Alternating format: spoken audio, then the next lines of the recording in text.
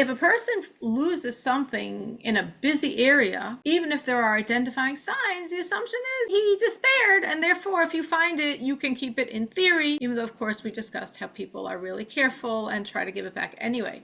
Now that is on the premise that the person despaired. But if a person does not despair, even though he lost it in a busy area, even though this is not an area where people are kind and gracious and try to return things, but if he's still not despairing, as we see, he's going around looking for it, posting up signs, he's actively in the process of searching for his item, that means he didn't despair. And then if you find it, you do have an obligation to give it back to him. So the whole concept of, well, if it's in a busy area, he despaired, is not like a black and white rule. It's more the normative premise. But if someone does not despair, and he could prove to you he did not despair, and then you find it, you do, again, it's not like, well, I'm being an extra nice person and I'm so kind and gracious that I'm returning. No, it's actually the law. And as we said, I think it's very interesting that in these laws about returning lost objects, and actually also in terms of the laws of an object that was stolen, a person's headspace really determines the legal status of the item and really shows you the value of never despairing. Because if you don't despair, it's still yours. Once you despair, it's no longer yours. I think this concept of despairing or not despairing, we could probably apply to other areas of our life. When we're looking for things or we have things that we want to achieve, we should see how important it is not to despair. It's interesting we're talking about lost objects because our sages say that a person should look for their mate like someone looking for a lost object. So I guess here also it would be very important never to despair, never to feel like, yeah, it's never going to happen. And as long as you have that positive, optimistic framework, it is going to happen. I'm going to find my lost object, which in this case means my soulmate. And you keep looking for that lost object with confidence that you will find your lost object. You will find your soulmate. So God willing, you will. Amen. Amen. Amen. Amen. Amen. This idea of if a person doesn't despair, it's always his, only applies in a situation where he has some way of describing to you what it was. But we said, for example, if someone lost a $20 bill, it doesn't make a difference if it's a busy area or not a busy area. There's no way of him proving it's his. So even to the degree, if someone lost a $20 bill and you see him lose it and he's looking for it, he doesn't find it. And then you find it. According to the letter of the law, you do not have to return it, because he has no way of proving it. Now, again, as a moral person, you see someone lost something, you found it, you know it's his. My assumption would be, we would say, well, obviously God wants me to return it. And obviously that's the right thing, and that's the moral thing, and that's what brings justice to this world. But it's interesting, from the letter of the law, you don't have to do it. Of course, there's also the spirit of the law.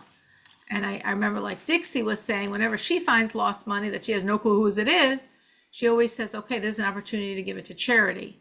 Because she knows it's not hers, but of course that's not demanded, but it's the spirit of leading a godly, moral, Noachide life. What about fruit? So this is interesting. If you were walking and there's a fruit tree, there's a fig tree. You're not gonna find too many fig trees in Chicago. But there's a fig tree or something like that that has soft fruit. And part of the tree is overhanging on a public road and the figs fall off. Do you think you're allowed to take them or not? Would they be considered the lost object of the owner? You know who it is very clearly. It's from that tree. Or would it be considered anybody's because it fell on the ground? Any of you ever had that when you were kids growing up? Anyone ever have fruit trees near them? On my father's property. On your father's property. So that was your property. I'm saying not, I mean, also I had when I was growing up, we had an apple tree, we had a raspberry bush, but I'm saying that someone else's. Well, yeah, then there was a neighboring farm, and they had apple trees too. And could I take their apples? Probably not. Not a good idea. You'd have to ask. Right. So if you're walking on the path and you see the fruit that fell from the tree on the floor, are you allowed to take it or not? No. Robin says no. It's still not mine. It's their fruit. It's their fruit. It's their fruit. From their Yeah, if you don't know whose it is, I would say no. But like for us, we knew the neighbors and they're like, hey, your kids can have whatever, Anything Right. they see on the tree or whatever, it's theirs. It'll just go to waste anyway.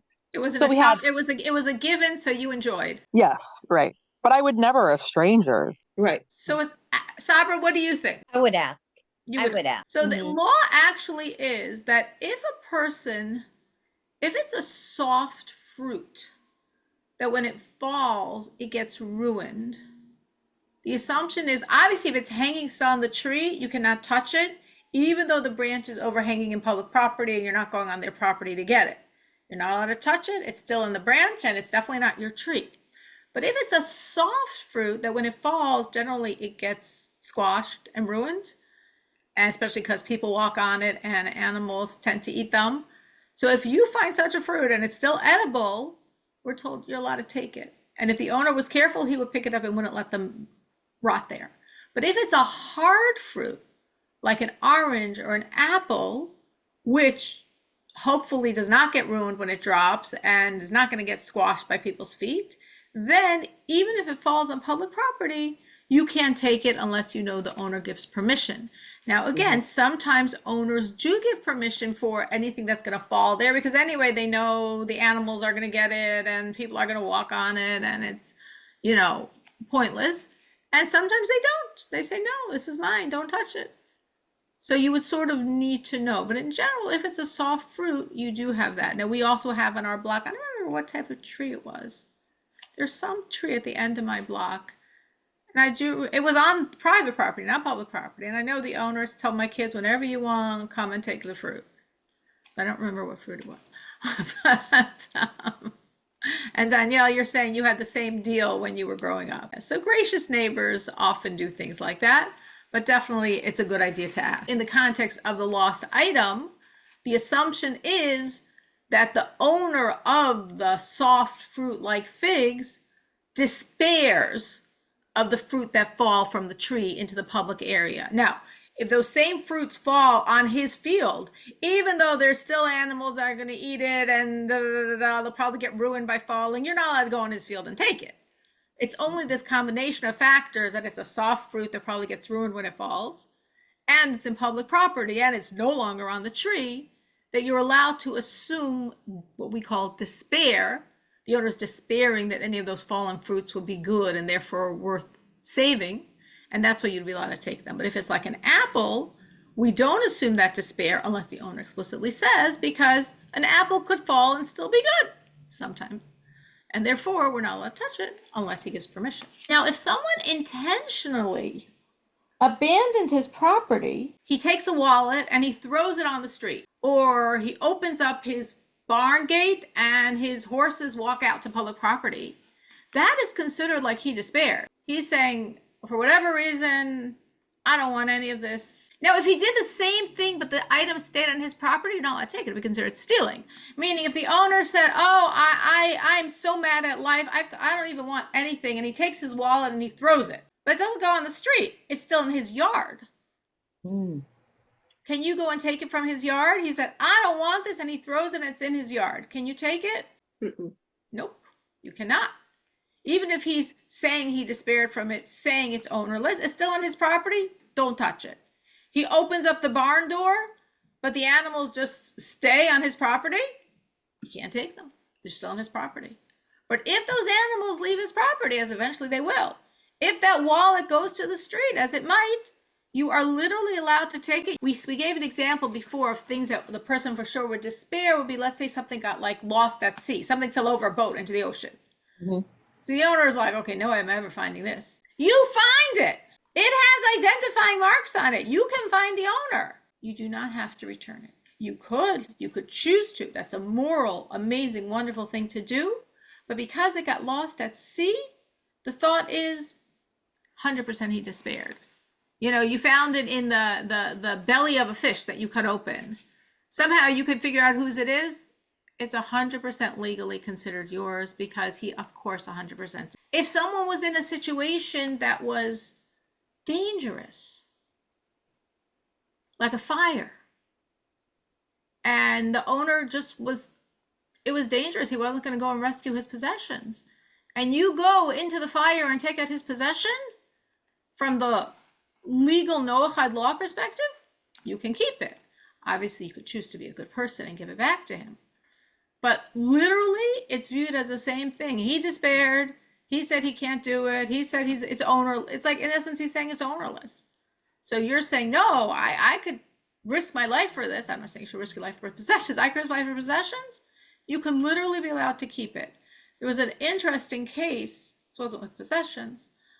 A few years ago in France, there was a girl whose mother, I think, had gone out of town for a few days, and I think the father like went shopping or something like that, and he left this little girl. I guess he thought it was safe, and it was not. And she had like somehow fallen on the other side of the railing of a porch in France. It was very, very, potentially tragic. And a Mali immigrant who, they must scale trees there, he literally climbed up the side of the building and saved this girl's life. He rescued her.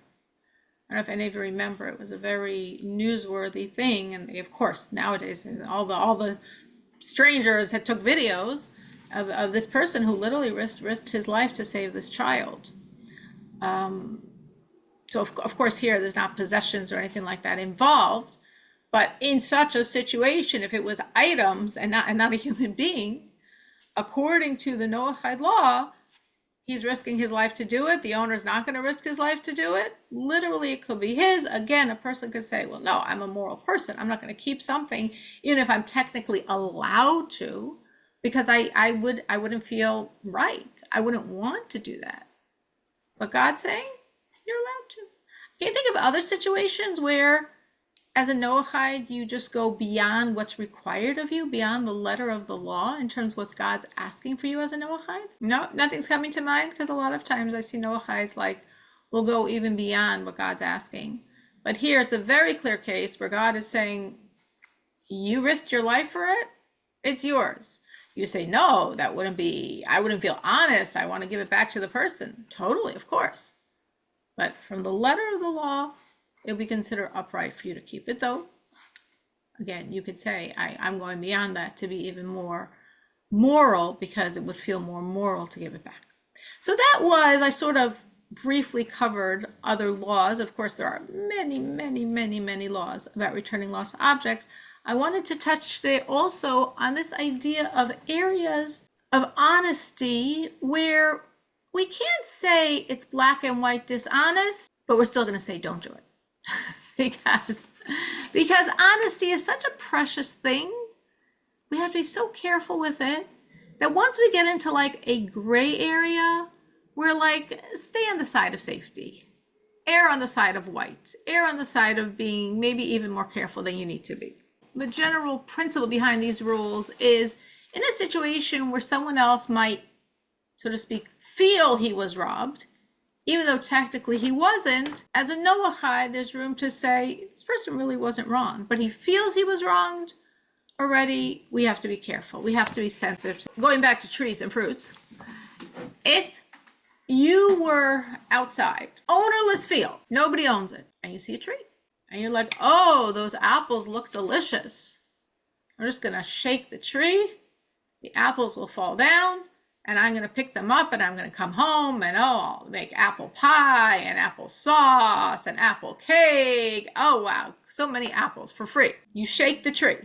The apples fall. In the interim, someone else walks by, and he says, oh, wow, thanks.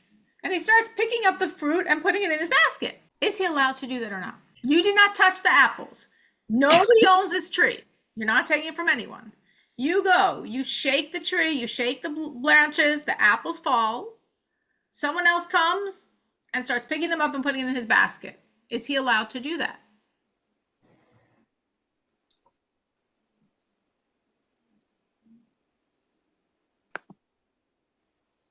How do you know that nobody owns it? Did I miss that part? We know. This is in the wilds of America when these things were just growing wild. It's wild. We know that's not the issue. We know it's wild. We know nobody owns it. Well, of course you could eat it, I would think. I would think so too. So what's interesting, Sabra, what do you think? I would share. I would share my apples. You would I share would it with a person. Yeah, I would consider it my apples because I worked for shaking the tree, but I would share. Oh, no. I'm not talking about the person that shook the tree. What I'm saying is you're shaking the tree. The apples Uh-huh. are falling. In the meanwhile, somebody else, Joe, walks Oh. by, and Joe sees you're shaking and all these apples are now there, and Joe takes them and puts them in his basket. Is Joe Oh, allowed to do that? he takes all my apples. He takes all your apples. Is he allowed to? I guess he is because I don't own the apples. So this is exactly an example of what our sages mean. Really, from the letter of the law, you don't own those apples. Mm-mm. You have no ownership over them. You were shaking the tree to cause the apples to fall, but you didn't pick any up yet. Since you didn't pick it up, in other words, picking it up according to Torah law of something that's ownerless, that will be ownership. It was on the ground, I picked it up, now it's mine. You didn't touch an apple, you're busy shaking your tree. So the apples technically are completely ownerless. And Joe is completely, honestly allowed to pick up all those apples. But the sages say if Joe does that, Sabra, who was shaking the tree, would feel very bad. Because she just spent all this work shaking down those apples, not realizing that someone else is going to come over and gather them. And she put in all this effort, and someone else walked off with the apples that are not really hers yet. But she's viewing it as hers because she put in the work. And therefore, the sages said, in that type of situation, Joe's not allowed to touch the apples. Oh. So this is what I mean by an example where really Joe taking those apples is not stealing. Sabra doesn't own them. She has no ownership on them. They're ownerless. She shook the tree. They fell. She didn't touch one apple. Technically, she has no ownership on it.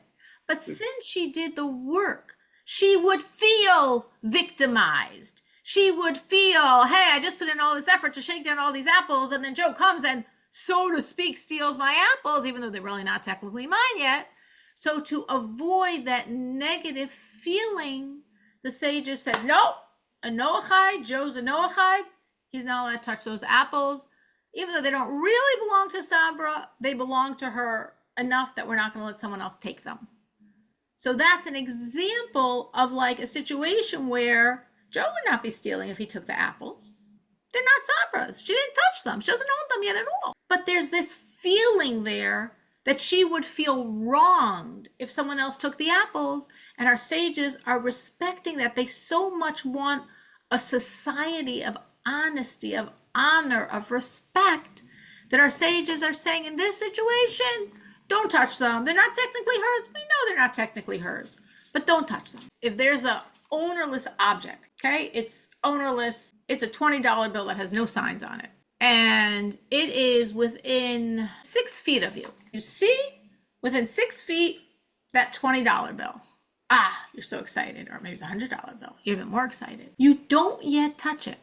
And some fast kid pounces on it and takes it. What's the law? Same situation. Again, because according to Jewish law, something only becomes yours when you draw it or pick it up. It doesn't become yours because it happens to be near you. So you're seeing that bill, that $20 bill, that $50 bill, that $100 bill, you're seeing it on the ground. Random money is ownerless.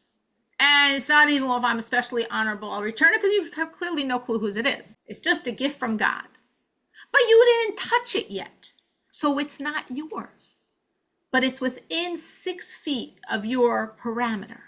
Someone else is faster than you, runs, sees it, he's further from you, he runs, sees it, and grabs it. Now, technically, it's not yours. For it to be yours, you have to pull it, you have to lift it. You did nothing yet because you're a little slow moving, but you noticed it.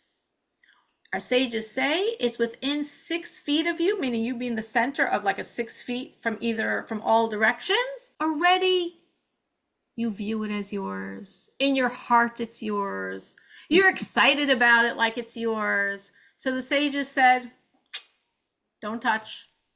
Yeah, you can argue it's not hers. She didn't pick it up. I'm faster, You lose, you were late. It's not my fault.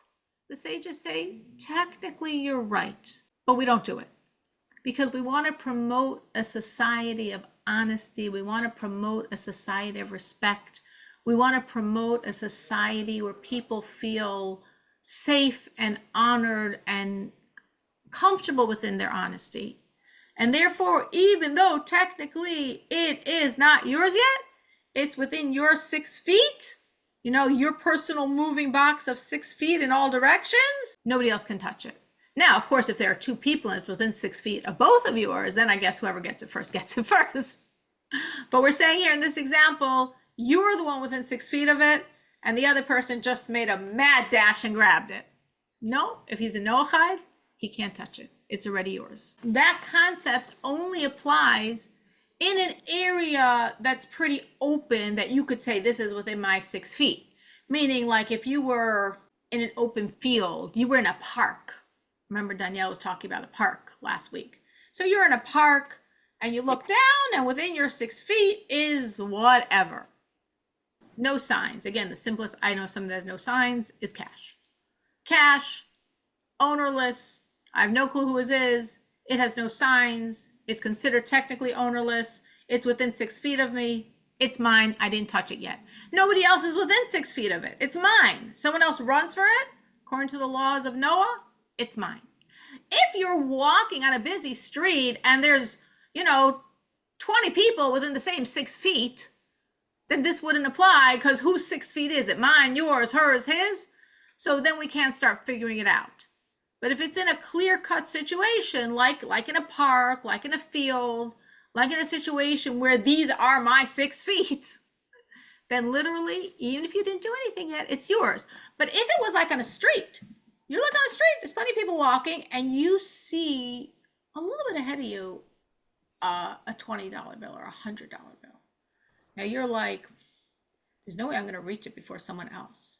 So I'll throw something on it to make it mine. I'll throw my sweater on it. I'll throw my jacket on it. I'll throw my hat on it. Doesn't count. The first person who picks it up is theirs. You threw your sweater on it. Well, clearly I had my heart set on it because I threw my sweater on it. We don't care. It's in a busy street. There's lots of people. You have no more ownership than anyone else. Whoever picks it up first, it's theirs. Don't get into a fight with anyone, but whoever picks it up first, it's theirs. You can't do anything to claim ownership of picking it up. But if it's like in an open area where this is in my 6 feet, it's your 6 feet, someone else grabs it first, no, it's yours. It's within your 6 feet. Taking something from a child would also be considered forbidden, even if you could say, well, it's not, a kid, it's not really his, he doesn't understand. Because we're told if a society does that, it's already the breakdown of a moral, peaceful society. So stealing an object found by a child, the kid finds a 20 and picks it up. He's a kid. What does he know from money? What does he need money for? You take it from him. No, absolutely forbidden. He's a child. He doesn't need it. He doesn't understand it. It doesn't make a difference.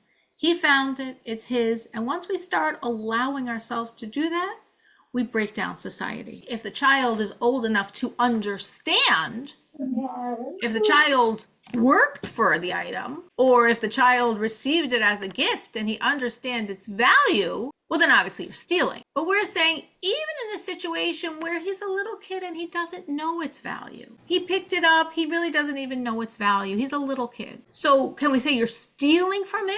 You might argue you're not stealing, but it's still forbidden because you're breaking down a moral society. A society where we take things from children is breaking down a moral society. And that's why it's forbidden. Even if you can argue the kid doesn't know it and why is it his and he doesn't need it and he doesn't even know what he found. I could give him a candy instead of the 20. He'd be even happier. Doesn't make a difference. We don't do that. That's considered breaking down a moral, peaceful society. Something else, which actually you might feel to me is almost the most practical thing, would be eating a meal at someone's house where you feel they can't afford to feed you. That would also be considered something. It is part of the same category of can we say you're stealing? You're not stealing the food. You're not coercing. Your host offered, but they don't have money and they don't have food. So eating that way would be just like picking up those apples or grabbing that 20 from the person 6 feet or taking the lost item from the child, it will be considered wrong. Maybe they're getting, well, I'm not forcing anyone. I didn't even ask. They offered, they insisted. So maybe they're embarrassed. Maybe they can't think of a polite way to not invite you for a meal if it's mealtime and they're all eating and you're hanging around their house. Maybe they're uncomfortable because in this society and culture, when people come over, you give them food. So they're embarrassed to not give you food. But if you really know they can't afford it, you're not allowed to eat it. It's considered like any of the other things we said. Is it stealing? It's not stealing, but a person who's sensitive to honesty won't do it. Any of you ever been in that type of situation? My thing's off, but I want to say, I understand what you're saying, but by the same time, I feel that even though they couldn't afford the food, but it's a slap in the face for them if you don't eat at least a little bit. Right. You don't gorge yourself. Right. But So it's a don't very wanna- delicate issue. So maybe in that situation, again, depending if it's supper time or if they're putting out snacks, you can take a very, very small amount so they feel they have their honor intact and you don't feel you're taking food out of their mouths. Exactly. That's my opinion. Yeah, no, 100%. You have a point. I had once a situation. I guess I had a baby and someone offered to make a meal for me, which is in my culture a very common thing we do. If someone has like a baby or any of those types of situations, it's culturally very appropriate and acceptable. And my husband, afterwards, he found out, he's like, you can't take food from them, they're poor, we can't take food from them, that's not right. And I was like, but she offered. I mean, nobody asked her, she called me and she offered. But he was very uncomfortable. He felt, we know they don't have money, how can we take food from them? So it's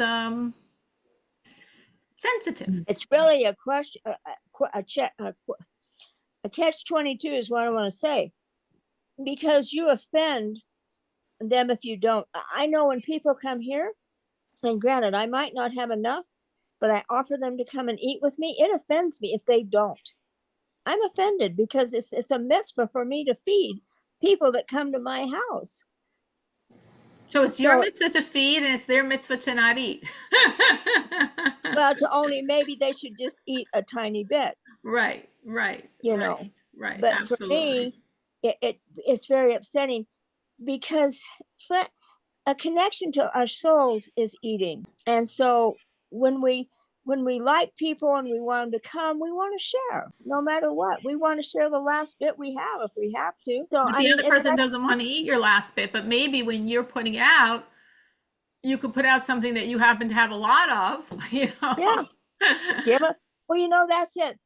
My mom, when we were growing up as kids, nobody came without eating.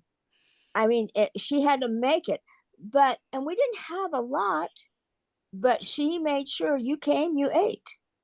Right. I understand that. I totally understand that. And it's a lot is based on, I have people over and I don't offer them food because I don't have anything. Not that God forbid I don't have food in my house, but I don't happen to have anything to, I happen not to have food, Yeah. I happen not to have anything I can put out. I don't happen to have cake. I don't happen to have a nice little fruit. I don't have anything. So I don't put out anything and I'm very comfortable.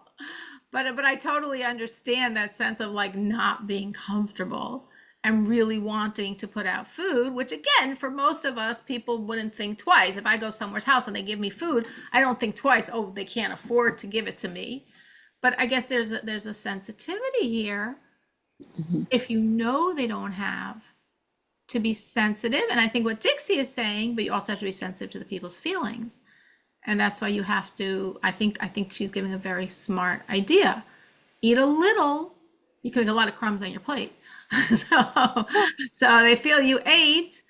I try to do that from a different perspective. If I'm somewhere, and let's say from a kosher perspective, I don't like eating out, but I sort of feel sometimes like a little stuck because I know if I don't eat, the person will be offended. So I try to think of something that I feel okay eating and, make a lot of crumbs on my plate with whatever I ate. So the people should, feel like, oh, she ate, good, I'm so happy she ate. Because you're, of course, right, Dixie, people do want to feel like, the person ate. You're absolutely Well, right. like we have give them honor by giving them food, we have give them honor.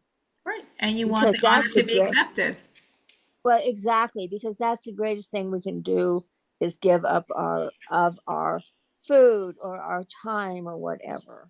Absolutely. Along these same lines, this also to me is could be realistic sometimes. You can't take an advantage from someone.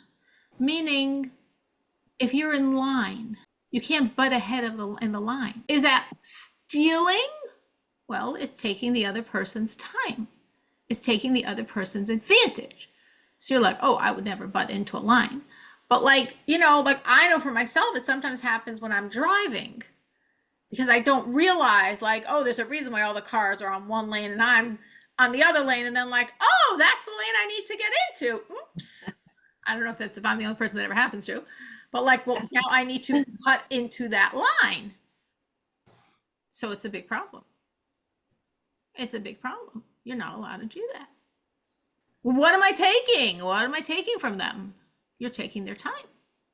They were doing the right thing and patiently waiting in line for 5 minutes, and you just, we've all been in those lines where you waiting, driving, and suddenly some car like cuts in. Yes. Mm-hmm. Sometimes I'm that car because I don't realize. So that person stole from you. They stole your time that you were waiting and they cut in the line. They stole your advantage. That you had the advantage that you were ahead because you were waiting and they cut in that line. So any type of situation like that, to me, the most common one I could think of was driving, but maybe other people could think of other situations like that where taking inappropriately someone's time, someone's advantage is just like picking up those apples that Sabra knocked off the tree, just like taking that 20 that was in Dixie's 6 feet. It's taking that lost object the child found. This is considered literally to the exact same degree forbidden. Anyone can think of any applications in their world where someone cuts into something or takes advantage of, like I'm saying, time or, I'm thinking going back to remember what Robin was saying of here we talk about someone took, but even if somebody didn't, but if someone has no intention of buying and goes into a store and asks the person servicing, I don't know, my brain is, slipping me at the moment.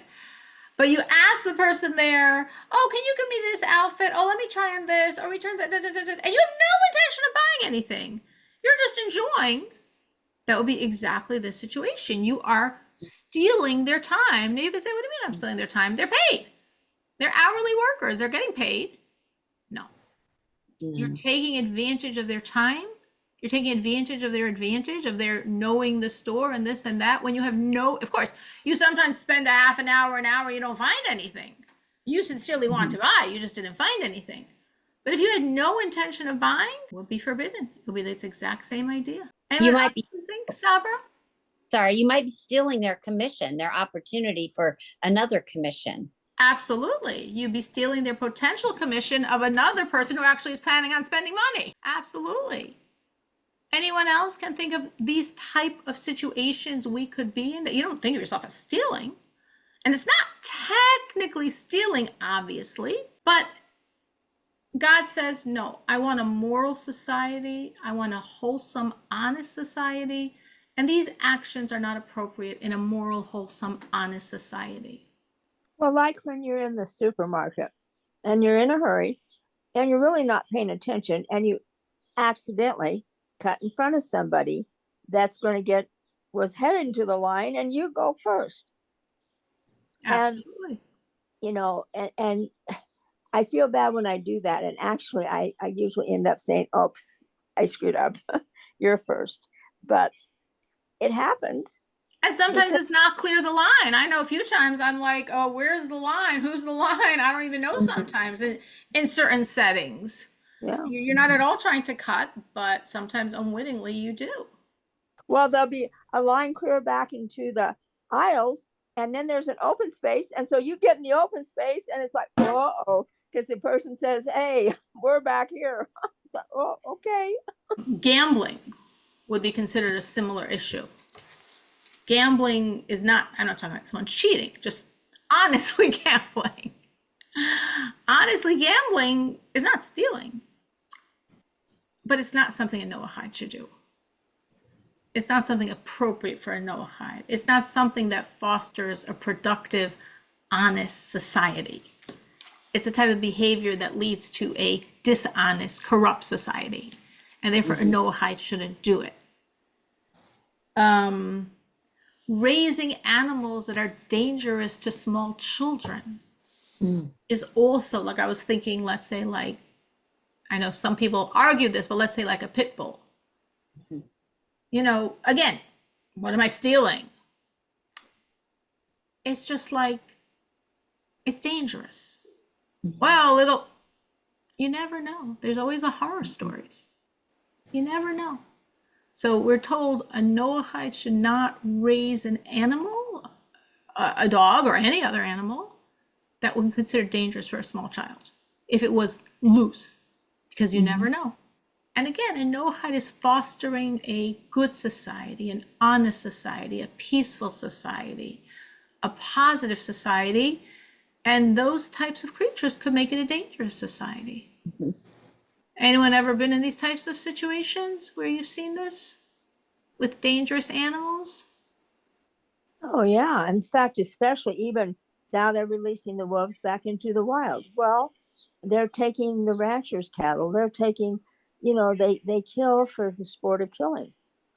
And so that makes our society even more dangerous because we've got to have the wolves back. Well, and the pit bull situation, the lady was killed up the road here because somebody's pit bulls got out and they killed her. Wow. And another man, the neighbors had pit bulls. They got in his house. He was gone. They got out, broke into his house, killed his dogs. There's blood everywhere. So yeah, I've seen it. Horrible. So, And I had a pit bull, and she was the sweetest thing in the world. But you got to remember, some of them, it's inbred in them to kill and to attack. And some, if they're raised right, a lot of them will never be a bother. It's a lot of, I guess, what people do to them too. But on the side of the pit bull, the one I had, she was a female that I picked up in Texas. I was at a rodeo in Texas, and she was laying in a stall, and she'd had puppies, and she was just a rack of bones, and she was full of, well, anyway, I got her home, bloodworms, I guess they get in Texas. I got her home, and she was so sweet, but I got her to the vet, and she was so far gone that, we had to put her down. But, it's sad. It's how we treat animals too that make them what they are. so the law says it's forbidden to raise a type of dog or cat, or for that matter, any animal, that's dangerous to young children. So would you argue and say, well, a pit bull wouldn't fall under that category because a pit bull is not dangerous unless it's abused by its owner? Or we say Well, pit bull innately could be dangerous and you can't rely that you have a gentle one and therefore it would be forbidden to raise it? I would think it'd be forbidden because any dog could be dangerous to a child. It doesn't matter if they're a pit bull, a shepherd. If they have that aggressive nature to them, they could be detrimental to children. Not all of them are. So there's a fine line. I mean, you're either you're gonna say, if you start picking and choosing, there's more docile dogs that would never hurt a child.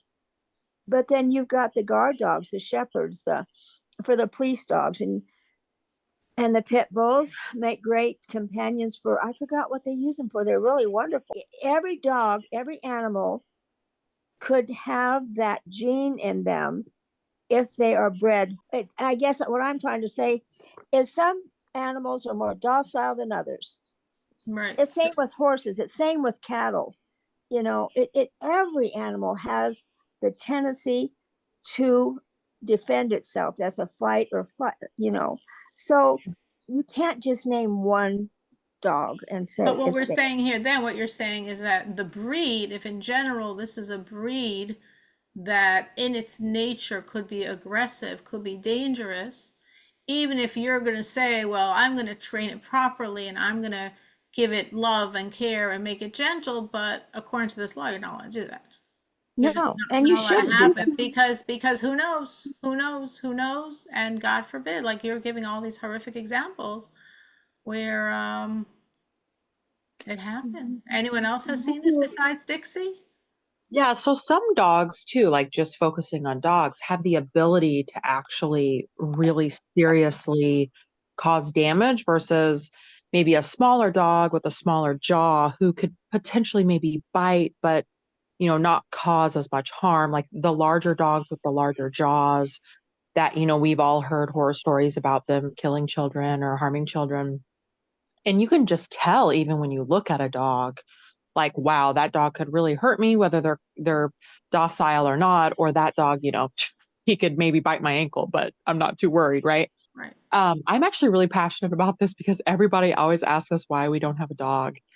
I will never have a dog, at least certainly with children or even grandchildren in the future, anywhere near, because I think it's very dangerous. That's just my opinion. And it's interesting to hear this law because I hadn't heard this before. But then I'm really curious your opinion, Cyril, on or any commentary that you know about animals that are larger that could just have that potential, like you said, Dixie, a horse, for example, could step on your foot and break your foot. I'm just curious, So kind of where that goes. a horse would not be considered a problem because we don't view the nature of the horse is to harm. Now, even though, of course, you're saying like I think Dixie's saying, if someone tried to abuse the horse and the horse could maybe in self-defense pick up its hooves and knock at you and you could get really hurt, but we wouldn't view that as an animal you're not allowed to raise. You're not allowed Okay. to have, because that would not be considered an animal that is potentially going to harm. Yeah. And a cow wouldn't either, even though Right. a cow is very big. If a cow Right. for some reason was gonna do something, yeah, it could cause a lot of harm, but we don't view that Right. the nature of it is to harm. But an animal whose nature is to harm, Mm. Hmm. like Dixie was giving examples, I mean, people raise things far crazier than dogs also. Yeah. Crazy people do crazy things, and sometimes we hear stories of how these animals Yeah. turn on their owners. You know, Yeah. just I don't know what people are thinking. People love the thrill of the fake danger because it's not really danger, but no, it is really danger. My daughter was once horrifically bitten by her friend's dog. I really think it's because my parents always told me, like, you never know what a dog's going to do. So never approach a dog that you don't know. And I think that that's just instilled in me. And so until I were to like fully trust a dog, which is like, how do you do that before getting a dog? Even if it looks like one of those dogs that, they couldn't even really do any harm. It's just, the fact that one of those dogs could like, bite my children's cheek off or something. It's to me, there's too much fear there for me. So within the law, if you were talking about a docile small dog, from not from Danielle's phobias, but from the law, there'd be no problem. Though of course what you're saying is true, and who knows what will ever happen in life. A sheep is considered a very docile animal. Who knows what could ever happen in life? Obviously, there could always be bizarre situations. So the law is not thinking of a bizarre situation, but the law is saying aggressive dog is an aggressive dog, and we understand it's an aggressive dog. And yes, the fact that it has a leash and it has a this and it has a that, that's not safe enough. And if we want to create a peaceful society, we cannot own animals that could realistically potentially, not unrealistically potentially, but realistically potentially harm children. And yeah, my daughter, she was by a friend's house. I don't know what the dog was. I don't know if it was a pit bull or something else. She knows the dog. The dog was in this edgy mood, and the dog attacked her. It was very, very, very, very, very bad. Very bad. So, it does sometimes happen. And, Dixie's giving, really bad examples. It does sometimes happen. And that is the thought behind the law. But a docile, like lapdog, like you're saying, a easy, small dog like that would not be forbidden, though I can hear Danielle's fears and I can hear Dixie's belief in them. And I both, of course, we get. But yes, definitely, according to the law, those dogs are no problem. But the dangerous ones are. So, I mean, basically, we're going to end at this point. We're definitely way over time. But the idea is just to really understand how important it is to be honest. And it's so easy to not be honest because the nature of man is to desire what's not his. That's how God made us. Our nature is that we want what's not ours. So you're going to actually literally go and steal it? Maybe not. But we don't want to get a step close and then another step close and then another step close. We don't want to go anywhere near there. And as our sages point out, the generation of the flood, we're told their essence issue was petty thievery. I mean, they weren't good in other ways also.